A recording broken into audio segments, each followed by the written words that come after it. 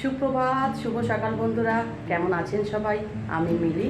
আমার ফ্যামিলি ব্লগে আপনাদের সকলকে জানাই অনেক স্বাগত। সকাল এখন বাজে 9টার সময় এখন একটু বেরোচ্ছি। আজকে বাপের বাড়ি যাব আর আপনাদেরকেও সঙ্গে নিয়ে যাব। চলুন বেরিয়ে পড়ি। একটু সকাল করেই যাব, আবার তাড়াতাড়ি বাড়ি আসবো। আমি একাই যাব, তাই একটু তাড়াতাড়ি যাচ্ছি।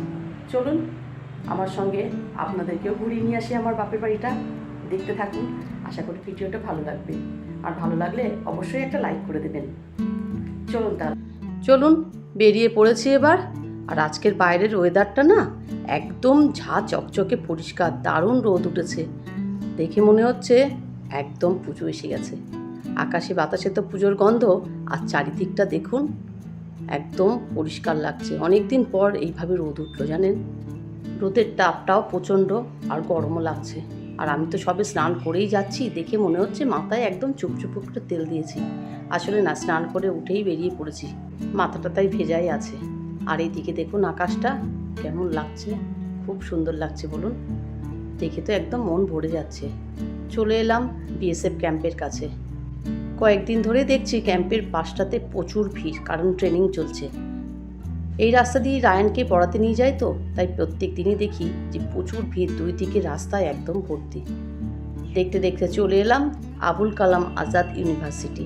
আপনারা যারা হরিণঘাটার আশেপাশে থাকেন বা বড় জাগুলির আশেপাশে থাকেন, তারা এই রাস্তাটা দেখে নিশ্চয়ই চিনতে পারছেন। কত সুন্দর লাগছে না?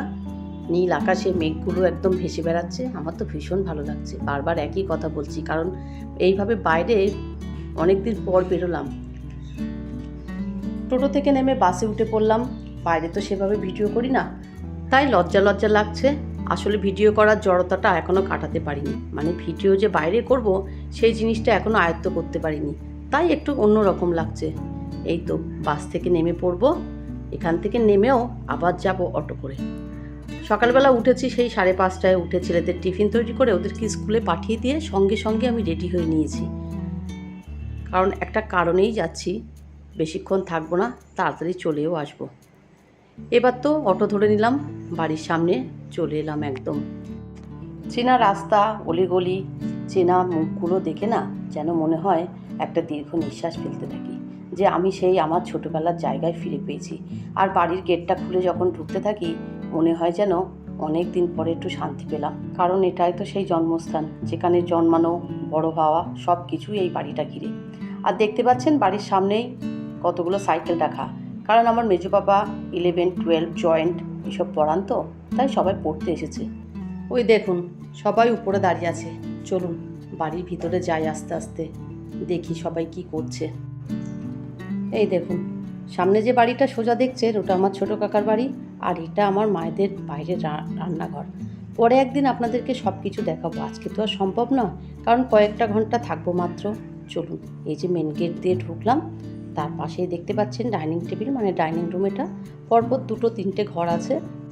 এবার চলুন উপরের দিকে যাই। উপরের সিঁড়ি দিয়ে উঠতেই মনটা যেন না একদম অন্যরকম হয়ে গেল। এই যে আমার বাপির হাতে সব কিছু জিনিস এখনও পর্যন্ত জায়গায় রাখা আছে। বাড়িতে আসলে বাপিকে খুব মিস করি, এটাই সব থেকে বড় কথা। বাপির ঘরের দিকে তো তাকাতেই পারি না, মনটা খুবই কষ্ট হয়। এই দেখুন ওপরে সবাই আছে, আর আমি এসেছি এই পুচকুটাকে দেখতে। ও আবার রবিবার দিন বাড়িতে চলে যাবে। এটা হচ্ছে আমার বোনের মেয়ে, আমার ছোট বোনের মেয়ে হচ্ছে, ওর নাম মিঠি। ওকেই একটু দেখতে এলাম, আর একটা দরকারি কাজও আছে, সেটা মেটাতে চলে এসেছি। বেশিক্ষণ থাকবো না, বাইরে একটা দোলনা টাঙিয়েছে, তাই ওকে নিয়ে একটু বসে পড়লাম। আর এদিকের গাছগুলো দেখুন কত সুন্দর হয়ে উঠেছে, সেগুলোই একটু দেখছিলাম। আসলে বৃষ্টির জলে গাছগুলো একদম সুন্দর সবুজে ভরে উঠেছে। আর এই যে উপর থেকে নিচের দিকটা দেখতেও একদম সবুজ লাগছে। আর এই যে পুচকুটার মুখ এখন দেখালাম না, কোনো একটা দিন আপনাদেরকে দেখিয়ে দেব। ওকে নিয়ে একটু ঘুরে বেড়াচ্ছি। আর তার মধ্যে মার বানানো হয়ে গেছিলো বিরিয়ানির হাঁড়িটা দেখতে পাচ্ছেন, এই দেখুন খুব সুন্দর টেস্ট হয়েছিল। বিরিয়ানি নিয়েও নিলাম। খাওয়া দাওয়ার পরে আবারও একটা জায়গায় যাব, একটু তাড়াহুড়োর মধ্যেই সময় কাটছে। আমি এসেছিলাম ওই 10টা মতো বাজে তখন। আর এদিকে বোনের বড়ও চলে এসছে, ওকে খেতে দিলাম। ও খাওয়া দাওয়া করে আমরা একসঙ্গে একটু বেরোবো কেনাকাটা করতে, মানে ওই পুচকোটার কিছু জামা কাপড় কিনবো। চলে গেলাম বারাসাতে। মানে আমি একদম নদিয়া জেলার থেকে উত্তর 24 পরগনায় গিয়েছি, বুঝতে পারছেন। বারাসাতে গিয়ে কেনাকাটা করব। কী কী কেনাকাটা করব সেটা তো আপনাদের দেখাবো, তবে তার আগে বলে রাখি বেশি কিছু কিনতে পারিনি, কারণ ওই পুচকুটাকে নিয়ে এই প্রথমবার না বাইরে এরকম কেনাকাটা করতে বেরিয়েছি। ও কিন্তু বেশিক্ষণ থাকতে দিল না। 1 ঘন্টা আমরা একটু ঘোরাফেরা করতে না করতেই ওর কান্নার জন্য আবার চলে আসতে হলো। তাই বেশিক্ষণ থাকতে পারিনি। কেনাকাটা তো বেশিক্ষণ করাই গেল না, যেহেতু ছোট বাচ্চা প্রথমবার বেরিয়েছে, ওর পাপার কাছেই ছিল। আমরা 2 বোন একটু গিয়েছিলাম। চলুন কয়েকটা জামা কাপড় আগে দেখিনি। সবার আগে ঠিক করেছিলাম আগে ওর জন্য জামা কাপড় কিনবো, তারপরে অন্য কিছু দেখা যাবে যদি সময় থাকে বা ও যদি ঠিকঠাক থাকে। কিন্তু না, ওই যে বাচ্চা তো কান্নাকাটি শুরু করেছিল আর ওর পাপাও রাখতে পারছিল না, তাই কয়েকটা জামা কাপড় কিনেই আমরা বেরিয়ে গেছিলাম। এদিকে তো অনেক রকম জামা কাপড় দেখছি, আর মেয়েদের জামা কাপড় মানে তো বুঝতেই পারছেন কত নানান ধরনের নানান রকমের জামা কাপড়, দেখতে বেশি ভালো লাগে। ছেলেদের তো ওই যতই সাজগোজ করাও একই ড্রেস, কিন্তু মেয়েদের নিত্য নতুন জিনিস দেখতে কিন্তু ভালোই লাগে। কী কী নিলাম সেগুলো আপনাদেরকে বাড়িতে গিয়ে দেখাবো। আর এরপর থেকে না বেশি কিছু ভিডিও করতে পারিনি, বাড়িতে চলে এসেছিলাম। কেন বলুন তো? কারণ মেঘ করেছে, বৃষ্টিও শুরু হয়েছিল। প্রচুর জিনিস কিনবো ভেবেছিলাম, যে সংসারের রান্নাঘরের টুকিটাকি ছোট ছোট জিনিস কিনবো, কিন্তু সেগুলো আর কিনে উঠতে পারিনি। দেখি যদি আবার কোনো দিন যেতে পারি। এদিকে তো কেনাকাটা চলছে, আর ওইদিকে ফোন বাজছে যে আর রাখা যাচ্ছে না, মেয়ে উঠে পড়েছে। গিয়েছিলাম ওখান থেকে আবার বিশাল মেগা মার্টে। বিশালে না আমার জিনিসপত্র কিনতে ভীষণ ভালো লাগে, জানেন তো।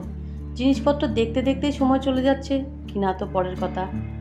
আর ওই যে বললাম ছোট বাচ্চা নিয়ে না এইভাবে কেনাকাটা করা যায় না। কত সুন্দর ফুলগুলো এসেছে দেখুন।